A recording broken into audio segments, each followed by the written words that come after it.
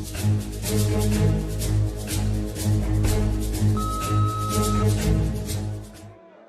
हमने समाजवादी पार्टी के अध्यक्ष श्री अखिलेश यादव जी और राष्ट्रीय लोकदल के अध्यक्ष जयंत चौधरी जी का आधिकारिक प्रेस विज्ञप्ति कवर किया। शामली जिला उत्तर प्रदेश में क्षेत्र के लोगों ने कोविड प्रोटोकॉल का उल्लंघन किया। किसी ने भी मास्क या सैनिटाइजर का प्रयोग नहीं किया।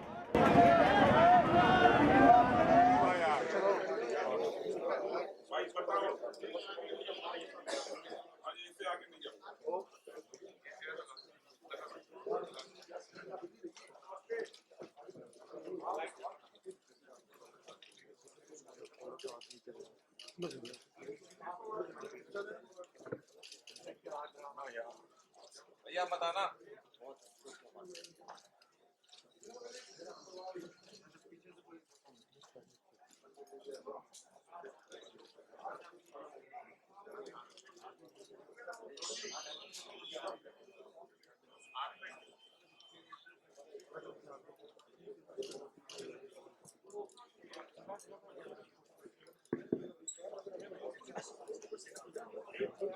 भैया कैमरा क्यों करवा रहे हो यार।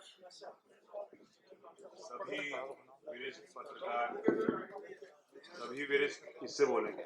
आवाज आ रही है?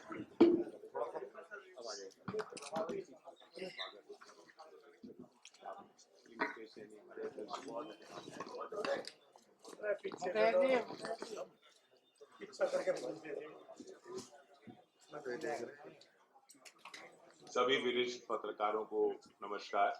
कुछ आने में देर हुई है और शामली जिले के समाजवादी पार्टी और राष्ट्रीय लोकदल के गठबंधन के सभी जो पदाधिकारीगण दिन रात एक कर चुनावी अभियान में जुटे हैं, मैं उनको आभार व्यक्त करता हूं और किसानों की इस भूमि पर माननीय अखिलेश जी का स्वागत करता हूं। आपको याद होगा कि कैराना का एक बाय इलेक्शन था जहां हमने एक स्लोगन दिया था और एक नया पॉलिटिकल समीकरण बनाया। उसी सामाजिक और राजनीतिक समीकरण को लेकर उत्तर प्रदेश में एक व्यावहारिक और सकारात्मक परिवर्तन लाने के लिए हमने गठबंधन बनाया है। नारा भी वही है, मुद्दे भी वही हैं। गन्ना जीतेगा, जिन्ना हारेगा।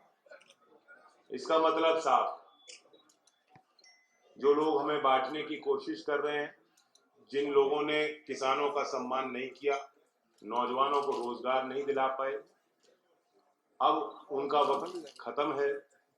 और जिस तरह से उम्मीद के साथ सभी जाति और वर्ग का समर्थन आज गठबंधन के पक्ष में आता दिख रहा है, खासतौर से जो यूथ वोट है, जब मैं शब्द उम्मीद का इस्तेमाल कर रहा हूं, वो यूथ वोटर जो है वो उम्मीद और विश्वास के साथ आ रहा है।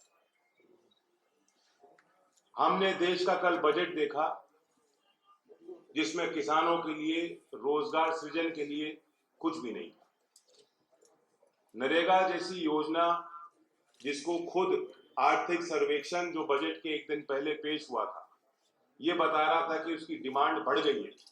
कोरोना महामारी में वही एक तरीका था कि शहरों से पलायन कर रहे मजदूर जब वो गांव लौटे, उन्होंने अपना घर का, परिवार का जो भी वो इंतजाम कर सकते थे, उस योजना के माध्यम से उनको एक आर्थिक सहारा मिल रहा था।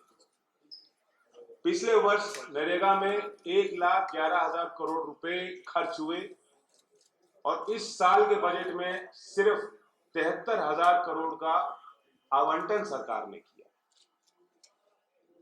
2018-19 यानी 3 वर्ष पहले औसतन 51 मैन डेज मिलते थे, जहां 100 दिन का रोजगार योजना में देने हैं, 51 दिन केंद्र सरकार दे रही, जो एक अन्याय है।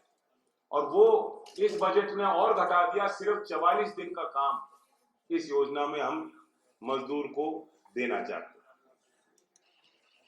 तो फिर रोजगार के लिए भी आपने देखा, बजट में कोई ऐसी घोषणा नहीं कि नौजवानों को उम्मीद मिल सके। और किसानों के लिए मोर क्रॉप पर ड्रॉप, जो एक नई योजना प्रधानमंत्री ने चालू की, पिछले साल का बजट 4,000, इस साल का बजट 2,000 करोड़, आधा कर दिया।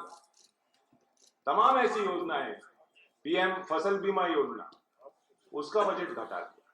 तो ये संकेत है कि सरकार चाहे केंद्र की हो चाहे यूपी की हो, और ये फ्रेज को यूज करते हैं, टर्मिनोलॉजी को, डबल इंजन सरकार।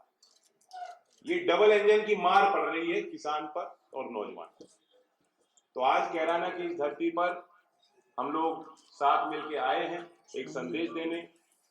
जिन्ना, औरंगजेब, पाकिस्तान के मुद्दों पे जो लोग चुनाव लड़ रहे हैं उनको बहुत भारी शिकस्त मिलने वाली है और नौजवान और किसान की जीत होने वाली है। धन्यवाद।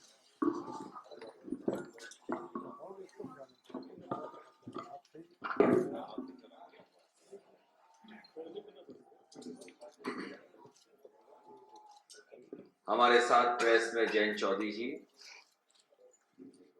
और दोनों दलों के जिलाध्यक्ष, आरएलडी के जिलाध्यक्ष मुकेश सैनी जी, समाजवादी पार्टी के जिलाध्यक्ष अशोक, और हमारे साथ तीनों प्रत्याशी जो गठबंधन के वो मौजूद हैं।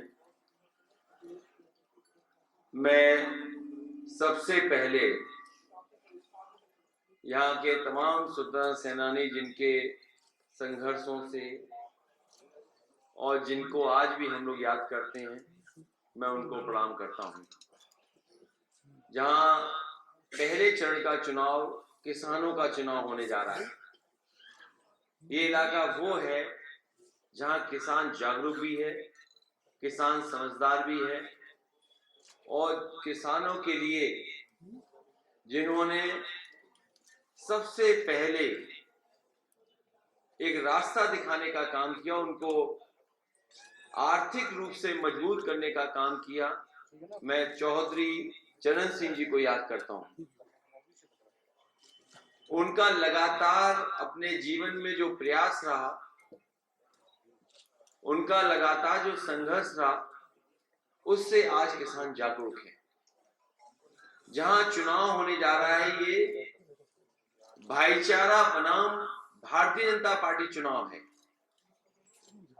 ये चुनाव भाईचारा बनाम भारतीय जनता पार्टी चुनाव इसलिए मैं कहता हूं कि आज उत्तर प्रदेश के किसान, नौजवान, व्यापारी, हर वर्ग के लोग नेगेटिव पॉलिटिक्स को हटाना चाहते हैं। जो नकारात्मक सोच से राजनीति करना चाहते हैं, उन्हें हटाना चाहते हैं। और आपने पूरे उत्तर प्रदेश में देख लिया है, इतना आक्रोश और तिरस्कार किसी भी नेता का नहीं हुआ होगा जितना भारतीय जनता पार्टी के विधायक और उनके लोगों का हो रहा है। जहां जहां से आप जानकारी करेंगे, वहां खबरें आ रही हैं कि भारतीय जनता पार्टी के नेता जिन गांव में जा रहे हैं, वहां जनता आक्रोश में है, और कई जगह इनके विधायक, इनके नेताओं को तिरस्कार का सामना करना पड़ रहा है। कल ही देश का बजट आया, कहते हैं अमृत काल का बजट है, अमृत बजट है।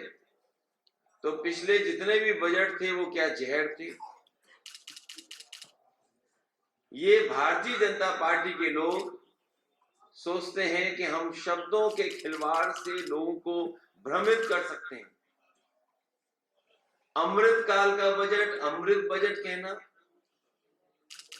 पिछले जो भी बजट थे वो जहर समान थे क्या? और अगर हम सही मायने में देखें तो भारतीय जनता पार्टी भी देखिए क्या है, गरीबों के लिए हीरे सस्ते किए, चप्पल जूते सस्ते किए। कितने गरीब को लाभ होगा हीरा अगर सस्ता हो जाएगा तो? जूते चप्पल सस्ते किए। और सच तो यह है कि रोजगार को लेकर के और अपनी परेशानी को लेकर के लोगों के जूते घिस गए, एक भी परेशानी का ये निराकरण नहीं कर पाए। इसलिए जहां Bharatiya Janata party negative politics कर रही, नकारात्मक राजनीति कर रही है, गठबंधन भाईचारा को लेकर के आगे बढ़ेगा। मुझे खुशी है कि शामली में भाईचारा का स्तंभ बनेगा। तीनों के तीनों प्रत्याशी गठबंधन की ऐतिहासिक जीत करके जाएंगे। हम भरोसा दिलाना चाहते हैं जनता को, जो समाजवादी पार्टी और गठबंधन ने वादे किए उन वादों को पूरा करेंगे। सबसे बड़ा यहाँ के कर्मचारियों की मांग हमेशा रही कि ओल्ड पेंशन बहाल हो। मैं अपने कर्मचारी संगठनों को और कर्मचारियों को भरोसा दिलाता हूं कि पुरानी पेंशन बहाल होगी। वहीं घरेलू बिजली के लिए 300 यूनिट और सिंचाई पहले की तरह किसानों को मुफ्त होगी। ये सरकार ऐसी है जो खाद नहीं दे पाई, अभी भी चीनी मिलों का भुगतान नहीं कर पाई, और जहां पर बिजली उत्पादन बढ़ाना चाहिए था, भारतीय जनता पार्टी ने केवल बिजली महंगी की है। जिसके पास भी बिजली का बिल आता होगा उसे जरूर बिल देख करके करंट लगता होगा। हम दोनों लोग, गठबंधन के लोग, एक उम्मीद के साथ जनता के बीच में आए। उम्मीद और डर का चुनाव भी है। भारतीय जनता पार्टी के लोग डरा करके चुनाव लड़ना चाहते हैं। मैं आने वाले समय में भरोसा दिलाता हूं कि जिस तरीके से 100 नंबर जो अब 112 हो गई है, पहले तय था कि हर 8 किलोमीटर पे एक गाड़ी होगी या 12 किलोमीटर के बीच में गाड़ी होगी। अगर कानून व्यवस्था को और ठोस कानून व्यवस्था मजबूत करने के लिए अगर गाड़ियों को बढ़ाना भी पड़ेगा और फोर्स को बढ़ाना पड़ेगा, तो समाजवादी सरकार में फोर्स बढ़ेगी। अभी तो पुलिस को जो इंतजाम किया था कि 15 मिनट में पहुंच जाए, 20 मिनट में पहुंच जाए, लेकिन जब गाड़ियां दुगनी हो जाएंगी तो मैं समझता हूं पुलिस का रिस्पांस सिस्टम जो बनाया था समाजवादियों ने, वो कम समय में मदद के लिए पहुंच जाएगा, और जो भी कानून व्यवस्था के साथ खिलवाड़ करेगा उसके ऊपर सख्त से सख्त कार्रवाई होगी। मैं ये भरोसा दिलाता हूं। इन्हीं शब्दों के साथ मैं एक बार फिर शामली की जनता से और आसपास के हमारे जितने भी पहले चरण के चुनाव हैं, मैं अपील करता हूं अपने प्रेस के साथियों के माध्यम से कि एक एक प्रत्याशी को जिताने का काम करें। लगातार हम लोग जा करके अपील कर रहे हैं कि जिताएं। यहाँ के इस गठबंधन और समाजवादी पार्टी के जो प्रत्याशी हैं, प्रसन्न चौधरी जी, मैं उनके समर्थन में आपसे अपील करता हूं कि मदद करें। दूसरे प्रत्याशी अशरफ अली हैं, मैं उनके लिए भी सहयोग चाहता हूं, समर्थन चाहता हूं। तीसरे नाहिद हसन की और समाजवादी पार्टी की इकरा हसन बैठी हैं, मैं समाजवादी पार्टी के प्रत्याशी उनके समर्थन में भी और उनके सहयोग में भी आप सबसे अपील करता हूं कि ऐतिहासिक वोट देकर के ऐतिहासिक जीत दिलाने का काम करें।